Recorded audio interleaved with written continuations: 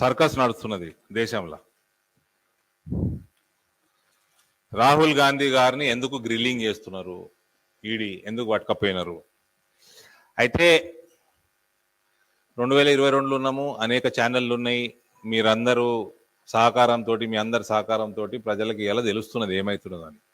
అసలు ఈ national Herald ఏంది, రాహుల్ గాంధీని ఎందుకు ఈడీ పిలిచింది, సోనియా గాంధీ గారు బెయిల్ మీద ఎందుకున్నారు బయట, కొంచెం 2 నిమిషాలు తీసి ఈ నేషనల్ హెరాల్డ్ కథ చెప్తా. It will take 2 minutes. ప్రజలకు తెలియాల ఏదో అన్యాయం జరిగిపోతున్నది అని గగ్గోలు పెడతా ఉన్నారు వీళ్ళు కాంగ్రెస్ వాళ్ళు. నేను 5-6 పాయింట్లల్లా బ్రీఫ్గా ఎక్స్ప్లెయిన్ చేస్తాను ప్రజల కోసం. 1937లో నెహ్రూ 5,000 మంది స్వాతంత్ర సమర యోధుల నుంచి డబ్బులు తీసుకొని 3 పత్రికలు మొదలుపెట్టిండు. అవి national herald English, Navjivan Hindi, Qaumi Awaz Urdu. అంటే అప్పటి నుంచే మొదలైపోయింది. 1937 నుంచే vote bank politics, appeasement politics plan చేసుకున్నాడు నెహ్రూ గారు. ఈ 3 పత్రికల గ్రూప్ కంపెనీ పేరు associated journal limited, short form లో ఏజేఎల్. ఈ ఏజేఎల్ కంపెనీలో 5,000 మంది స్వాతంత్ర సమరయోధులు వాళ్ళ షేర్లతోటి నేషనల్ హెరాల్డ్ అన్నమాట. 60,000 పైసలు తీసుకొని పెట్టుకున్నారు. ఇక వాళ్ళే ఓనర్లు అన్నట్టు లెక్క. ఈ ఏజేఎల్ కంపెనీ ఎప్పటికప్పుడు అప్పులు ఇస్తూ, ఈ ఏజేఎల్ కంపెనీకి వచ్చింది ఒక సంస్థ. ఆ సంస్థ ఏ బ్యాంకో ఫైనాన్స్ కంపెనీ కాదు, ఆల్ ఇండియా కాంగ్రెస్ కంపెనీ. అదే AICC, all India Congress committee, Congress party సంస్థ. మొత్తం 90 కోట్లు 2 లక్షల కాంగ్రెస్ ఏజేఎల్ కి అప్పులు ఇచ్చింది. 2008లో పత్రికలు 3 ఆగిపోయినాయి. 2010లో ఏజేఎల్ గ్రూప్ నష్టాల్లో ఉందని చెప్పి మొత్తం ఏజేఎల్ స్థిర చర ఆస్తులన్నిటినీ యంగ్ ఇండియన్ కంపెనీకి ఇచ్చేసింది. ఎంతకో తెలుసా? అప్పుడు ఆల ప్రభుత్వమే కదా పాప. మన్మోహన్ సింగ్ గారు, మోహన్ సింగ్, చిదంబరము ఫైనాన్స్ మినిస్టర్ ఉండే, ఎవరుండేనో 2008లో.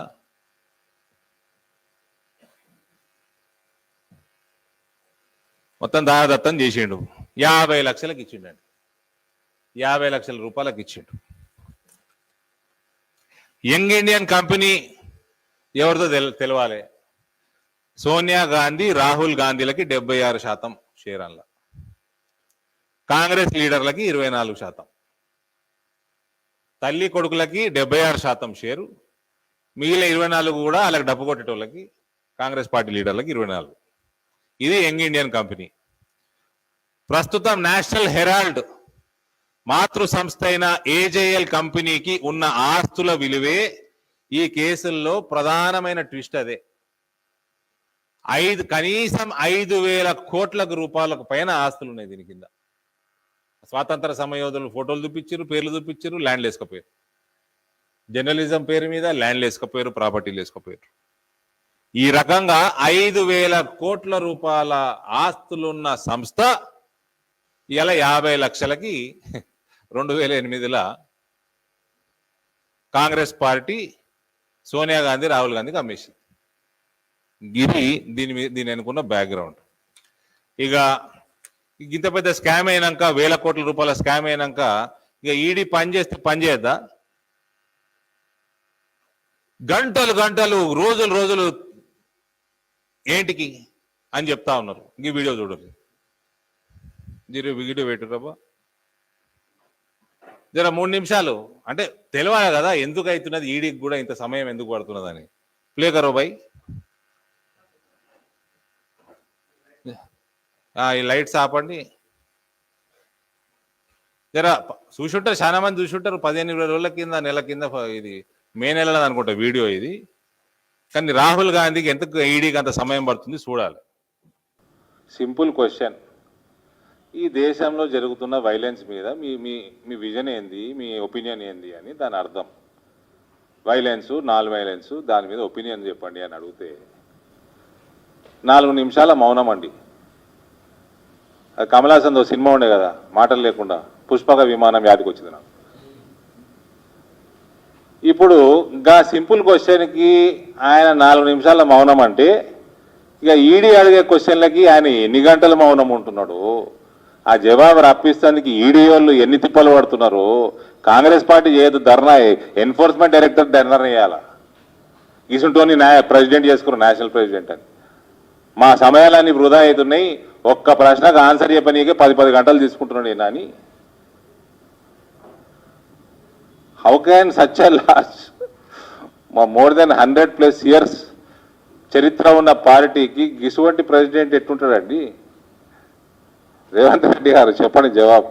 మళ్ళీ రేవంత్ రెడ్డి మంచి మిత్రుడు, నాకు నా మీద కయ్యని లేస్తాడు రేపు.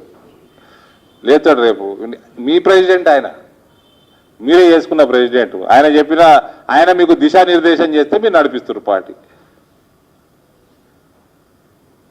మరి ఎన్ఫోర్స్మెంట్ డైరెక్టరేట్ అడిగిన క్వశ్చన్లకు ఎన్ని గంటలు? రెండో విషయము, రేవంత్ రెడ్డి గారు ఎంతసేపు బీజేపీ టీఆర్ఎస్ కలిసి ఉన్నాయి, ఇది ఉన్నాయి, టీమ్ ఏ, టీమ్ బి, టీమ్ సి అంటూ ఉంటాడు. మిమ్మల్ని ధర్నా ఎందుకు చేయనిస్తుంది టీఆర్ఎస్ పార్టీ? మమ్మల్ని ఇంట్లోకి వెళ్ళి బయటికి ఎందుకు కదలనిస్తుంది? నా కాన్స్టిట్యున్సీలో కదలనిస్తలేదు. అటాక్స్ నా ప్రాణం మీద అటాక్ అయ్యి కూడా 4.5 నెలలు దాటింది. దాని మీద కూడా ఒక రిక్వెస్ట్ పెడతాను ఈ ప్రెస్ మీట్ తర్వాత, ఈ సబ్జెక్ట్ తర్వాత. ఇది క్లియర్ కట్. కాంగ్రెస్ పార్టీలో టీఆర్ఎస్ అరాచక పాలనకి వ్యతిరేకంగా కొట్లాడే కార్యకర్తలు గమనించాలి. It is matter of time. Correct ఎన్నికల ముందర కేసీఆర్ పోతాడు, రాహుల్ గాంధీకి ఇన్ని పైసలు వాడేస్తాడు, అలయన్స్ చేసుకుంటాడు, మీ నోట్లో మన్ను పడుతుంది. కాంగ్రెస్ పార్టీలో బలంగా కొట్లాడేటోళ్ళు నాయకులు కానీ కార్యకర్తలు కానీ మీ నోట్లో మన్ను పడుతుంది, అంతే, ఇంకేం ఉండదు. మాకు ఇంట్లోకి వెళ్ళి బయట అడుగు పెట్టని ఇస్తలేరు. ధర్నా అంటే ధర్నా పక్కకు పెట్టాను, మేము మా పనులు మేము చేసుకుంటామంటే కూడా ఆడట్టుకున్నాడు, ఈడట్టుకున్నాడు, రాళ్లతోడు కొట్టుడు. ఈడనేమో విచ్చలవిడిగా అసెంబ్లీ ముందర, పాత పోలీస్ కంట్రోల్ రూమ్ ముందర ఇష్టం ఉన్నట్టు చేసుకుంటారు కాంగ్రెస్ వాళ్ళు. దీన్ని బట్టి అర్థం చేసుకొని నిజాయితీగా తెలంగాణ సమాజం కోసం కొట్లాడేటోళ్ళు, తెలంగాణ సమాజానికి ఏమైనా చేద్దాం అనుకునేటోళ్ళు దయచేసి మీ దారి సరైన దారి ఎన్నుకోండి.